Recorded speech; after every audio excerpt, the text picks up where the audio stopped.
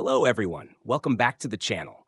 In today's video, I'll guide you on how to download Jump Force on your PC. Make sure to stick around till the end for the complete steps. First, open your preferred browser on your PC or laptop and search for Jump Force Steam. Open the official Steam website and log into your account. Once logged in, you'll be redirected to your account homepage. Next, click on the Visit the Store page button to check the game details. However, you'll notice that the game is currently unavailable on Steam.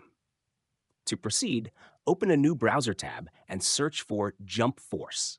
Visit the official game website where you'll find various download options. Select your preferred option, for example, PS4, and click on Buy Now to go to the purchasing page. From there, complete your purchase and you'll be able to download the game onto your device. Thank you for watching.